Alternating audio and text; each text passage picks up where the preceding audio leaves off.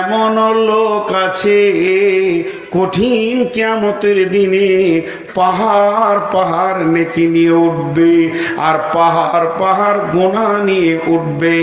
তখন ওই লোক বলবে, আল্লাহ জীবনে এত গুনাহ করিনি, জেনা তো আমি করিনি, চুরি আমি করিনি, মাতাল আমি ছিলাম না।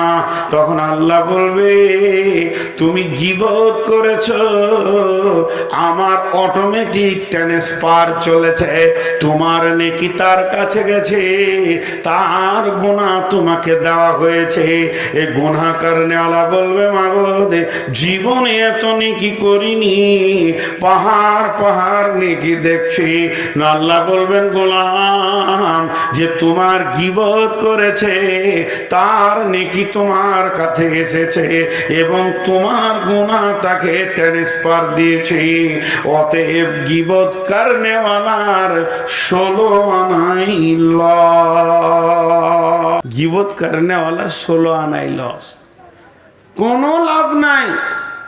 আবার মাঝে মাঝে বলে, ও চুরি করবে আর আমি বলতে পারবো না? হ্যাঁ, ও সত্যি সত্যি ওই গুনাহটা করেছে, তারপরে তুমি বলতে পারবে না। গুনাহ করার পর যদি কেউ পেছনে কথা বলে, ওইটার নাম গীবত, ওইটার নাম গীবত, ওইটার নাম গীবত, ওইটার নাম গীবত। কিন্তু গুনাহ করে নাই আর যদি বলে, ওইটার নাম গীবত নাই, ওইটার নাম তোহমাত, অপবাদ। অপবাদ যেটা করেনি সেটা বলা, আর এটার নাম গীবত। তাহলে গীবত আর অপবাদের পার্থক্যটা বুঝে নিলাম। আল্লাহ বলছেন, ওয়াত্তাকুল্লাহ, আল্লাহকে ভয় করো। ওয়াত্তাকুল্লাহ ইন্নাল্লাহা তাওয়াবুর রহিম, নিশ্চয় আল্লাহ বড় মেহেরবান, তওবা কবুল করনে ওয়ালা। এবার বলেন তো, একটা কথা আপনাদেরকে বলেছি, জীব হচ্ছে গোটা শরীরের সেক্রেটারি। চলেন এক একটা পার্টস বলেন। পা 2টো গুনাহ করে, 3টে গুনাহ করে, হার্ডলি 5টা গুনাহ করে। চোখ 1টা 2টা 5টা গুনাহ করে, তার বেশি করে না। তারপরে কান 2টা 5টা 1টা গুনাহ করে, সিরিয়ালের বেশি পাওয়া যাবে না। সরঙ্গা 2টি গুনাহ করে, 3টি গুনাহ করে, তার বেশি গুনাহ করতে পারে না। এইভাবে চোখ, কান, হাত, পা, মিজাজ, যত রকম বডিতে পার্টস আছে, কেউ 2টা করে, কেউ 3টা করে, কেউ 5টা করে, এর বেশি কেউ করে না। কিন্তু জীব এমন একটি মাল, একাই 163টা গুনাহ করে, সেক্রেটারি হবে না, তাকে সেক্রেটারি হবে। তাই আমার আল্লাহ বলছেন, ইয়া আইয়ুহাল্লাযীনা আমানু ইত্তাকুল্লাহ, হে ঈমানদারেরা আল্লাহকে ভয় করো এবং ওয়াকুলু কাওলান সাদীদা, কথা সত্য নরম মিষ্টি কথা বলো। প্রথমে বলেছে আল্লাহকে ভয় করো। একমাত্র জীবকে বন্ধ করার পৃথিবীতে কোনো ওষুধ আসেনি। বেটা ছেলেদের পেশির ক্ষমতা বেশি আছে না, মারবে এরকম করে বলছে হ্যাঁ, হাই তুলতে বলছে হ্যাঁ, দিন রাত বউ মারেও, ওর পেশির ক্ষমতা থাকবে না, মেরে মেরে হাত শক্ত করে নিয়ে বলছে হ্যাঁ। কত পাগলা দুনিয়াতে আছে। তো বেটা ছেলেদের পেশির ক্ষমতা বেশি, কিন্তু মেয়েদের চোপার ক্ষমতা বেশি। মার খাবে তারপরেও কথা বলবে ক্যাট ক্যাট ক্যাট ক্যাট করে।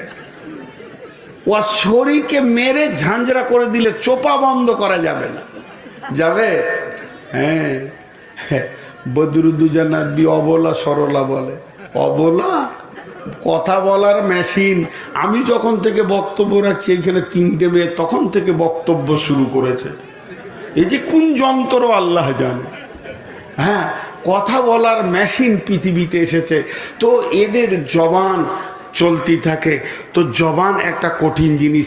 জিভকে বন্ধ করার কোনো ওষুধ আছে? দেখবেন চোখ বন্ধ করার ইঞ্জেকশন আছে। তো জিভও বন্ধ হয়ে যাবে যদি সেই ইঞ্জেকশন মারা হয়। তো পৃথিবীতে কোনো ওষুধ আসেনি, জিভ কথা বলে। তার দিয়েও যদি বেঁধে একটা প্রেকে লাগিয়ে দেন, কালকে থাম্বিল তৈরি করবো, ওরা তার দিয়ে বেঁধে প্রেক লাগাবে। এগুলো যদি করো, একটা ইউটিউবারকে লাগাতে দেবো না। প্লেন আমার ছবি থাকবে, কোনো থাম্বিল থাকবে না। যতগুলো ইউটিউবার আছে বলে দিয়েছি, ওই জিভ কথা বলে, পা কথা বলে, যদি এইগুলো থাম্বিল করো তো তাকে একদম ক্যামেরা লাগাইতে দিব না। তো জিভকে বন্ধ করার পৃথিবীর কোনো ক্ষমতা নেই। হ্যালো, সেক্রেটারি আমাকে আপনাদের জালসা কমিটি থেকে ফোন করছে। হ্যালো মৌলানা সাহেব, কত দূরে? আমি দিনাজপুর থেকে আসছি। বলেছি যে আমি আগের দিনে কোথায় আছি, কিষানগঞ্জে আছি। তো ওরা জানে এইদিকে আসবে। মৌলানা কত দূরে? কালিয়াচক পেরোতে পারলেন? বলছে হ্যাঁ, কালিয়াচক পেরে গেছি, ফারাক্কা ব্রিজে উঠছি। তখন আমি গাজলে। কত বড় বেঈমান বলো তো। এরকম চলছে কি চলছে না? আরে হ্যাঁ না বলেন মোবাইলে। কিন্তু ওই অবস্থায় আমার জিভ যে একটা বড় গুনহা করছে, এটা এখানকার কমিটি কেউ দেখতে পেছে না। ওই অবস্থায় যদি স্মরণ হয় যে আমি কোথায় আছি না আছি, মেন রেডারে যে বসে আছে সে দেখছে, তাহলে আর বলতে পারবে? মিথ্যা কথা বলতে পারবে না। এই জন্যে জিভকে আটকানোর একটাই রাস্তা, সেটা হচ্ছে আল্লাহ। আল্লাহর ভয় থাকলে ও জিভ সত্য কথা বলবে। ভাই আমি এইমাত্র গাজল ঢুকলাম, এত দূরে, সেই সকাল থেকে বেরিয়ে, ভাই এক বন্ধুর বাড়িতে আটকে গেছিলাম, লেট হয়ে গেল, আসছি ইনশাল্লাহ। বলেছিলাম দুপুরে ভাতটা খাবো, তার হলো না, রুজি নাই, ইনশাল্লাহ সন্ধ্যায় পৌঁছাবো। জি। আর জালসা কমিটি বলবে যে সাড়ে নটায় দিয়ে দিব, যে 12টায় দিবে। এও জিভবে কন্ট্রোল, এও জিভবে কন্ট্রোল। হ্যাঁ, আপনাদের ইমাম সাহেব হাসছে, ও ভাবছে তো ওই রকমই তো করেছি। তো এই যে ভেজাল চলছে সারা দুনিয়াতে, আমি আমভাবে বলছি এইভাবে চলছে।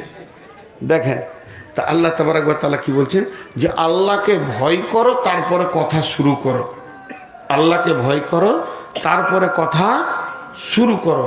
এরপর আবার কি বলছেন, বিসমিল্লাহির রহমানির রহিম, ওয়াইদা কুনতুম ফাদিলু ওয়ালাউ কানা যা কুরবা।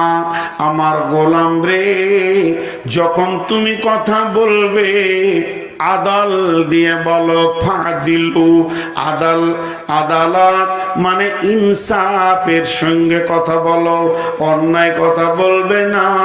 কার দোষ নয়, বিচারের ময়দানে জবানকে কন্ট্রোল করবে। ওয়াইদা কুনতুম ফাদিলু, তুমি জবানকে কন্ট্রোল করো। আমার রব বলছে তোমার জবান আছে 32টা সেনার মধ্যখানে, তোমার জবান আছে আমার 2খানা সিআইডির নিচে, আমার সিবিআই আছে তোমার জবানের কাছে, আমার সুপ্রিম কোর্ট রয়েছে তোমার জবানের কাছাকাছি। জবানকে এমন জায়গায় রেখেছি, খবরদার আমার সিআইডিরা লক্ষ্য করছে, 2টি কাস্টম রয়েছে তার কাছে, এতটুকু বেইনসাফি কথা বলবে, তোমার আদালতকে রেকর্ডিং করে আমাকে দিয়ে দেবে। অতএব ইয়া আইয়ুহাল্লাযীনা আমানু ইত্তাকুল্লাহ, হে ঈমানদারেরা আল্লাহকে ভয় করো, তারপরে কথা শুরু করো। ওয়াকুলু কাওলান সাদীদা, সত্য নরম মিষ্টি কথা বলো। এতে কি হবে? কি হবে? ইসলিহ লাকুম আমালাকুম, ইসলিহ লাকুম আমালাকুম, তোমার গোটা বডির সমস্ত আমলগুলো সহি হয়ে যাবে। ওটা আমাকে দিয়ে আসবে বাড়িতে, এখন রাখো। ইসলিহ লাকুম আমালাকুম, তোমার গোটা বডির আমলগুলো সহি হয়ে যাবে।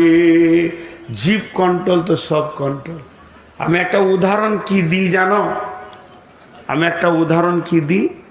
দেখবেন জন্ডিস বলে একটা রোগ আছে, আগে খুব দেখা যেত, এখন দেখা যায় না।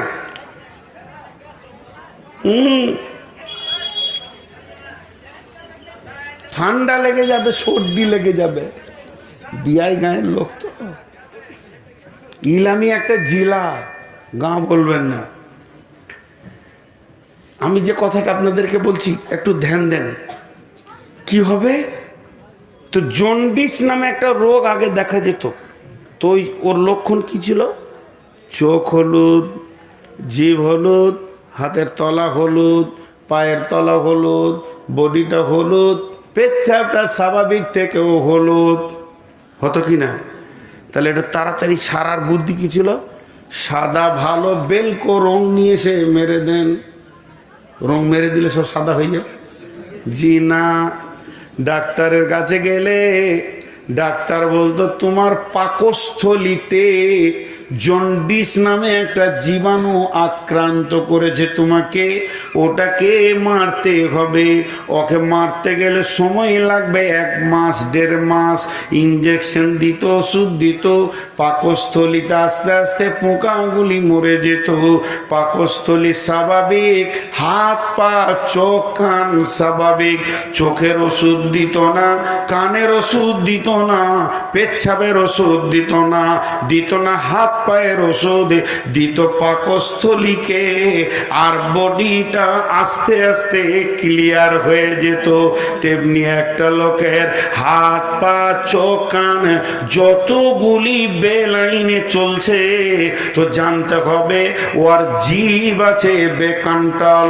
জিভ যদি কন্ট্রোল হয়ে যায়, জিভ যদি সত্য কথা বলে, জিভ যদি গান না বলে, জিভ যদি মিথ্যা সাক্ষী না দেয়, জিভ যদি খিস্তি না করে, তাহলে আস্তে আস্তে সমস্ত বডির আমলগুলো সহি হয়ে যাবে। কারণ বডির যে সেক্রেটারি, সে আল্লাহর ভয়ে দাঁড়িয়ে গেছে। তো গোটা বডিটা আল্লাহর ভয়ে দাঁড়িয়ে যাবে। কে বললেন না? আল্লাহ। ইসলিহ লাকুম আমালাকুম। আর দ্বিতীয় লাভ কি হবে? ওয়াগফির লাকুম যুনুবাকুম। এবং আমার রব তোমার জীবনের গুনাহগুলি মাফ করে দেবে। আর কি হবে? ওয়ামা ইউতিল্লাহ ওয়া রাসূলাহু। এরপরে আল্লাহ এবং রসুলকে ফলো করে যে চলবে, আল্লাহর হুকুম মেনে নেবে, রসুলকে যে মেতাত করবে, আমার আল্লাহ নিজে বলছেন ফাকাদ ফাজা ফাউজান আযীমা। সব থেকে বড় সে কামিয়াব হয়ে যাবে। কিয়ামতের মাঠে হাসতে হাসতে জান্নাতে যাবে। তাহলে জিভকে দিয়ে শুরু হলো, বডিকে কন্ট্রোল করার জন্য কাকে দিয়ে শুরু হলো? জিভকে দিয়ে। কিন্তু আমাদের জিভই বেকন্ট্রোল। সারা জীবনে মানুষ ক রকম কথা বলে? 4। জোরে বলেন, কয় রকম? 4। এগুলো খুব তথ্যবহুল কথা। সারা জীবনে মানুষ ক রকম কথা বলে? 4 রকম। ভালো কথা, খারাপ কথা, ভালো কথা, খারাপ কথা, প্রয়োজনীয় কথা, অপ্রয়োজনীয় কথা।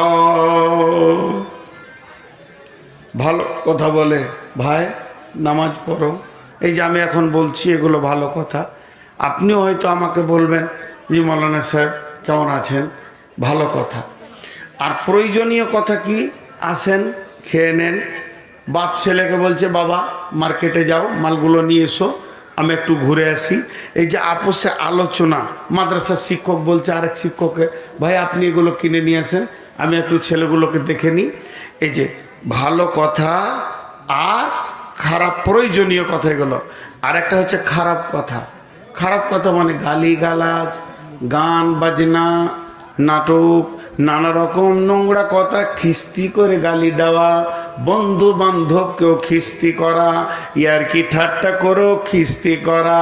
বন্ধুরা আবার এগুলো হলো খারাপ কথা। আর একটা অপ্রয়োজনীয় কথা, চায়ের দোকানে বসে বকি যেছে অপ্রয়োজনীয় কথা। দুইটি কথাতে নেকি আছে। আল্লাহ বলেছেন কাউলুন মারিফুন কাসাজারাতিন কাউলুন তাইয়্যিবাতিন কাসাজারাতিন তাইয়্যিবাতিন। আপনার ভালো কথা হলো ভালো গাছের মতো, তার ফল থেকে তার গাছ, তার ফল থেকে তার গাছ। আমি একটা লোককে বলবো বন্ধু নামাজ পড়ো, সে আর কাউকে বলবে ভালো কথা। কালেমাতিন খাবিসাতিন কাসাজারাতিন খাবিসাতিন। আর নোংরা কথা হলো নোংরা গাছের মতো, নিম গাছের আঁটি থেকে নিমই হবে, কিন্তু মিষ্টি ফলের গাছ থেকে মিষ্টি হবে। তো আল্লাহ তাবারাক ওয়া তাআলা বলছেন যে দুইটি কথার মধ্যে নেকি রয়েছে। প্রয়োজনীয় কথা যতগুলি আপনি বলবেন এগুলো সাদাকার নেকি পাওয়া যাবে। কাউলুন মারিফুন কাসাদাকাতুন। আল্লাহর নবী বলেছেন সুন্দর ভালো কথা হচ্ছে সাদকা। কেউ 500 টাকা সাদকা করলো, কেউ 1000 টাকা সাদকা করলো, কেউ 200 টাকা সাদকা করলো। আর আমি যে কথাগুলি বলছি এগুলো হলো সাদকা। আমাকে যে পড়িয়েছে সেটাও হচ্ছে সাদাকা। এরকম একটা সাদাকা। আপনি রাস্তায় চলতে চলতে কাউকে বললেন বন্ধু জুয়াটা ছেড়ে দাও, এটাও একটা সাদাকা। কাউলুন মারিফুন কাসাদাকাতুন, এটা হলো সাদাকা। অতএব ভালো কথা সাদাকা। প্রয়োজনীয় কথা, বিবির সঙ্গে মিষ্টি মিষ্টি করে গল্প করছেন, আনন্দের গল্প করছেন, প্রেমের গল্প করছেন, ছেলের সঙ্গে গল্প করছেন, ছেলেকে নিয়ে আনন্দ দিচ্ছেন, বাপ বেটা একটু ছেলেটাকে নিয়ে আনন্দ করছেন, নাতনিকে আনন্দ করছেন। এই কথাগুলির ভিতরে নেকি আছে, এগুলো ফালতু যাবে না। আমার রব কত বড় মেহেরবান, এগুলির মধ্যে নেকি রেখেছেন। কিন্তু যারা ফালতু ভ্যাদ ভ্যাদ ভ্যাদ ভ্যাদ ভ্যাদ ভ্যাদ ভ্যাদ ভ্যাদ ভ্যাদ ভ্যাদ ভ্যাদ ভ্যাদ ভ্যাদ ভ্যাদ ভ্যাদ ভ্যাদ ভ্যাদানি আছে না, আর আপনাদের এদিকে নাই। ও চায়ের দোকানে বসেছে তো ওখানটা ময়লাই করে দেয়, যেখানটা বসে খালি ভ্যাদ ভ্যাদে নিবে। কিরে বিটু তরি ঘাটা দেখছি, এক কাপ চা বল, এই করে করে সারাদিন চা খাই লোকের পয়সায়, আর ওই করে করে করে করে ভ্যাদি করে। এগুলো হচ্ছে গুনাহ। আল্লাহ তাবারাক ওয়া তাআলা বলছেন এরা জান্নাতে যাবে না। লা জান্নাতে যাবে না কোথায় আছে? কোরআনে আছে। এইটাকে রেখে দিলাম, আর বলবো না। শেষকালে মনে থাকলে বলবো, না হলে বলবো না। ভ্যাদানিরা জান্নাতে যাবে না, কোরআনের আয়াত আছে, দুটি আয়াত আছে। চলেন গীবতের ব্যাপারে আল্লাহ কি বলছেন আর একটা জায়গায়, ওয়াইলুল লিকুল্লি হুমাজাতিল লুমাজা হুমাজা লুমাজা হুমাজা লুমাজা। গুরুত্বপূর্ণ কথাই জন্য 3 বার বললাম। ওয়াইলুল লিকুল্লি হুমাজাতিল লুমাজা। হুমাজা আলাদা জিনিস, লুমাজা আলাদা জিনিস। আমার আল্লাহ বলছেন আমি একটা জাহান্নাম তৈরি করছি। 7টা জাহান্নামের ভিতরে ওই জাহান্নামটার নাম হলো ওয়াইল। ওই জাহান্নামে কে যাবে? যে হুমাজা করেছে আর লুমাজা করেছে। একটা হলো পেছনে কথা বলে কষ্ট দেওয়া, আর একটা সামনে সামনে অপমান করা। হুমাজা মানে পেছনে কথা বলা, আর লুমাজা মানে সামনে কথা বলা। কেমন? পেছনে কথা বলা মানে মূলবি ভালো নয়, লুটে নিলে দুনিয়াটাকে। ভালো হচ্ছে টাকা আমার হচ্ছে, গুনাহ ওরা লিছে। এই যে পেছনে বলা, এটা হলো হুমাজা। আর লুমাজা কি? হ্যাঁ, আমি ধরেন সত্যি করে উদাহরণ দিচ্ছি, আমি একটা গুনার সঙ্গে জড়িত আছি। কি না, আমি ধরেন সুদ খাই, আস্তাগফিরুল্লাহ, নোংরা জিনিস, তারপরেও বলছি সুদ খায়। তো আমার চাচাতো ভাই কোনো ব্যবসা কারণে আপনাদের এখানে এসেছে, পরিচয় হয়ে গিয়েছে, তো আপনি কাগজটা দেখাইছেন যে নূর মোহাম্মদ আসছে গো আমাদের জালসা শুনতে, থেকে যাও যে তোমাদের বর্ধমানেরই। তা আপনি জানেন না যেটা আমার নিজের চাচাতো ভাই, যে নূর এই সুদারুটা বলে দিলে আর কি, এই সুদারুটা, হ্যাঁ বলে আমার নাম্বারটা লিখেলেন, ওকে বলবেন ও সুদ খেয়েছে, যদি না বলে তো আমাকে ফোন ধরিয়ে দেবেন। আমি গত মাসে 20,000 টাকা সুদ দিয়েছি, তার মানে পাক্কা প্রমাণ আমি একটা পাক্কা সুদারু। এরই ভিতরে দুটো ছেলে জেনে নিয়েছে। দেখবেন কিছু ছেলে আছে সামনে সামনে কথা বলতে ভালোবাসে, ও আবার বলবে আমি কাউকে ভয় করি না, সত্য কথা বলতে ভয় কেন করব? তো হালাল জিনিসকে আল্লাহ গোপন করে দিয়েছে। সব সত্য যদি প্রকাশ হয়, তুমি জেনা করবে তাহলে গোপনে করোটা হারাম, আর বিবি তো তা হালাল, তাহলে কি হাই রোডে শুবে বিবিকে নিয়ে যে আমি হালাল কাজ করবো তো গোপনে কেন করবো রে বাবা?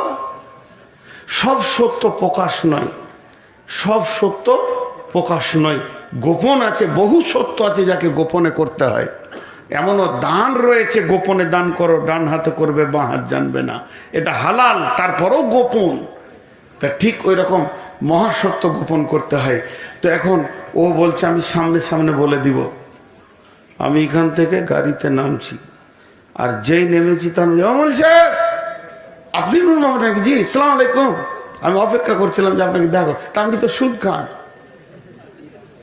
আর 50টা লোক ভিড় করে দাঁড়িয়েছে, এই যে আপনার চাচাতো ভাই অমুক নাম, এই যে নাম্বার দিয়েছে, কিছু বলার নেই, এটা বলা যাবে না।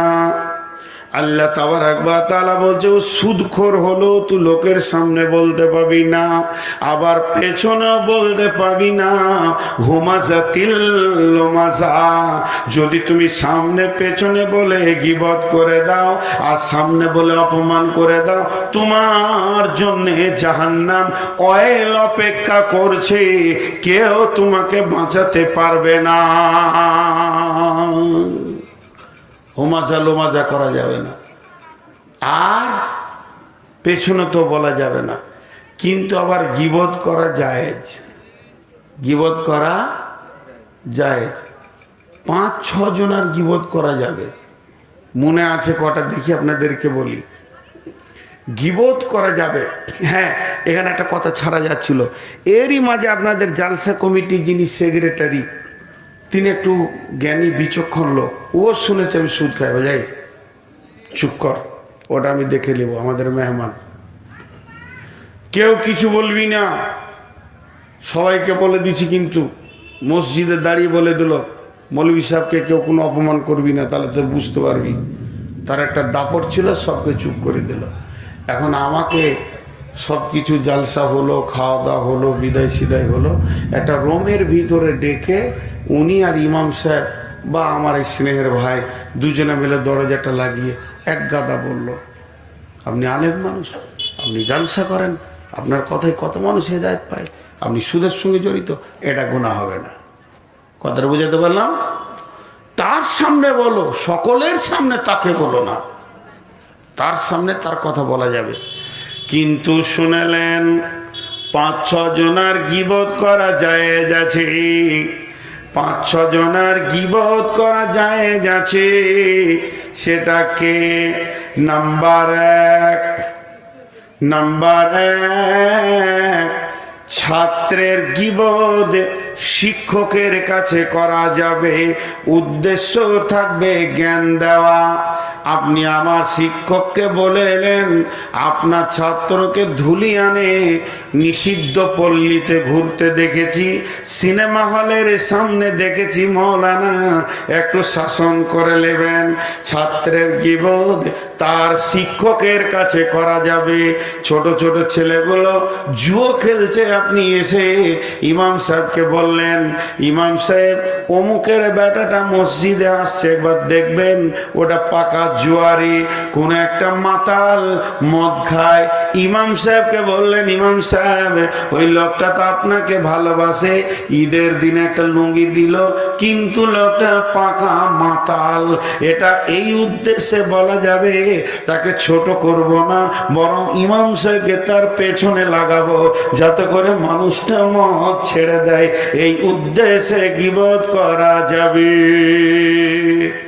নাম্বার 2, ছেলের গীবত তার মা বাপের কাছে করা যাবে। ভাই, তোমার মেয়েটাকে ছেলেটাকে স্কুল যাওয়ার সময় নোংরা ছেলে মেয়ের সঙ্গে দেখেছি, একটু শাসন করে নিও, তাদের চলাফেরা নষ্ট হয়ে গেছে, একটু চিন্তা চেতনায় ফিরে আসো। ছেলে মেয়ের গীবত তার মা বাপের কাছে করা যাবে।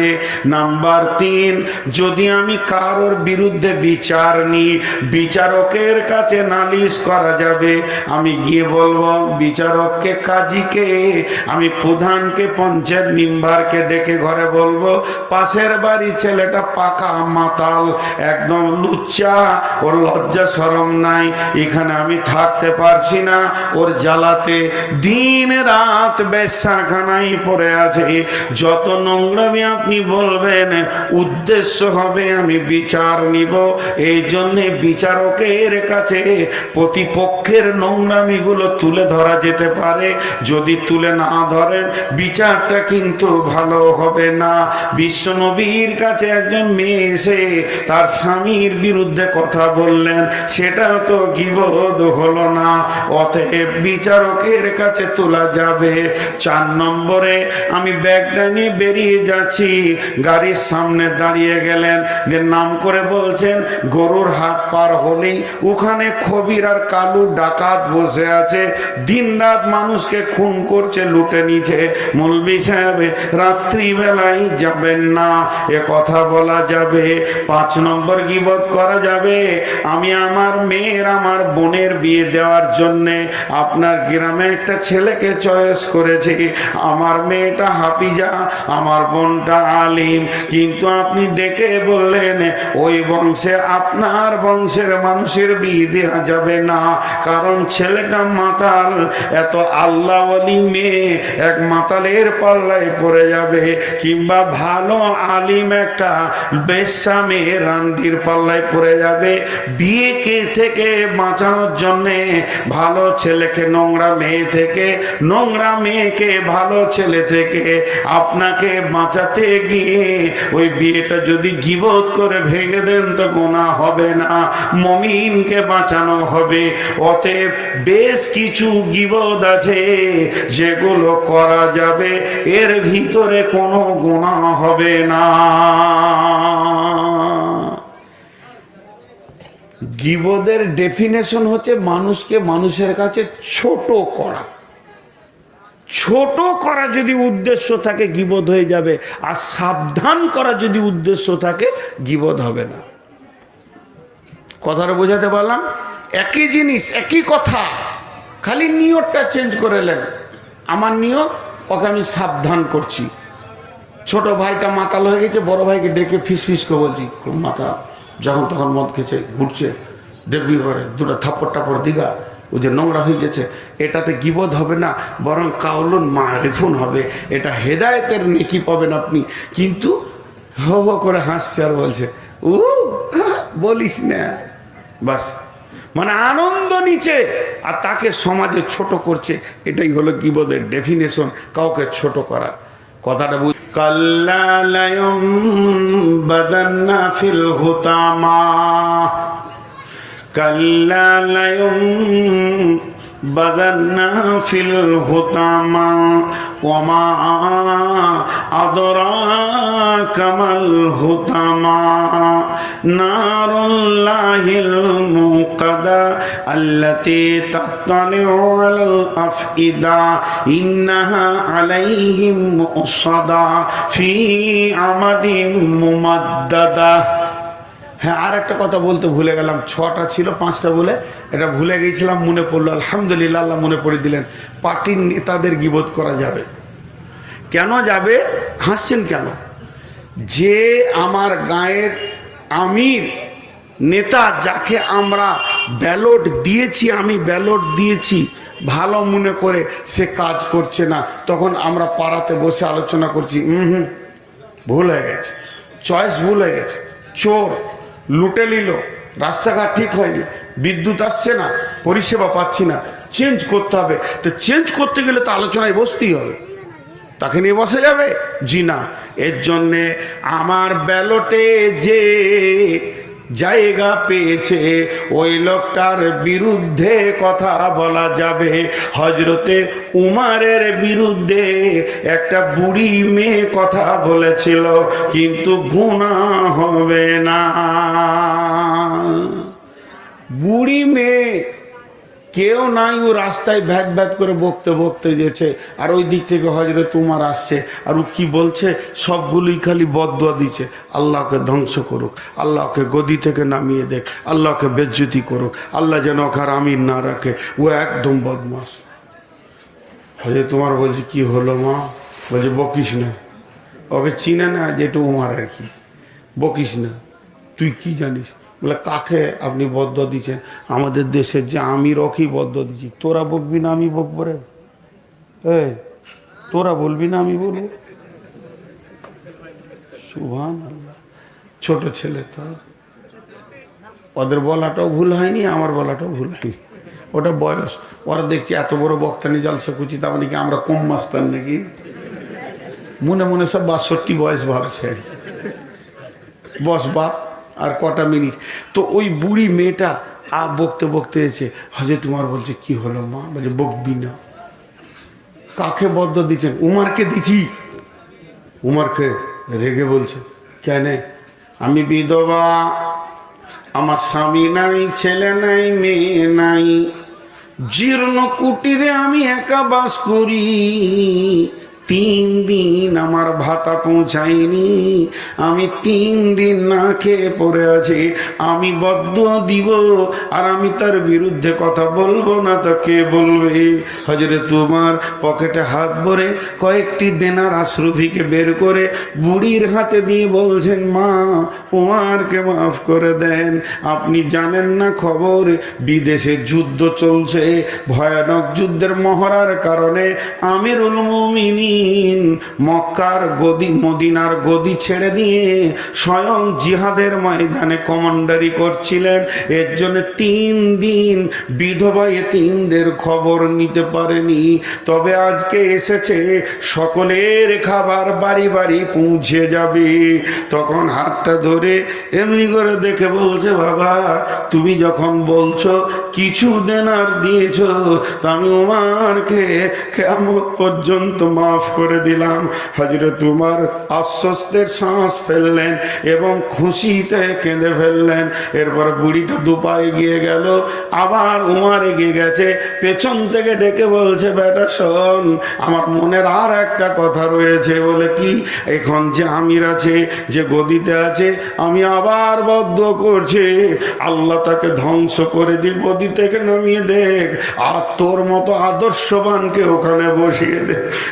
তোমার চোখের পানি ছেড়ে দিয়ে বলছে, বুড়িমা, এরপরে যখন আপনি আপনার ভাতা আনতে যাবেন, তখন দেখবেন এই খাকসার নালায়েক মদিনার গদির একটা গোলামের কাজ করছে। নেতা কেমন ছিল? আর আমাদের এখনকার নেতা উমারের থেকেও ভালো। খালি বলছে একটা সই করে দে খালা, ও তো কিছুই জানে না। আনপর বুড়ি মেয়ে জীর্ণ কুটিরে বাস করে, বলছে 20,000 টাকা দেবো। হ্যাঁ বাপ, 20,000 কুড়িতে হয়? আগেকার বুড়ি মেয়ে তো বলছে 20 গুনতে গুনতে তুমি বুড়ি, তোমার মা বুড়ি হয়ে যাবে, খালি সই করে দাও। সই করে নিয়ে ইন্দিরাবাসের ঘর 2.5 লক্ষ টাকা মেরে দিলে। পাকা চোর। এর বিরুদ্ধে যদি কথা না বলেন, তাকে বলবেন কার সঙ্গে? শেখ সাদির একটা কথা, এক বাদশা বসে বসে গদিতে দেশ চালায়, দিল্লি থেকে একদম চালাইছে ত্রিপুরা, জাপান বর্ডার পর্যন্ত দিকে, কাশ্মীর পর্যন্ত দিকে, কেরল, দক্ষিণ ভারত পর্যন্ত বসে বসে চালাচ্ছে। তো একজনের উঁট হারিয়ে গিয়েছে। কথাগুলো শুনে হাসিও লাগে। উঁট হারিয়ে গেছে, উঁট খুঁজতে খুঁজতে ক্লান্ত। বাদশাকে বলছে তাড়াতাড়ি উঠেন তো, তাড়াতাড়ি উঠেন তো।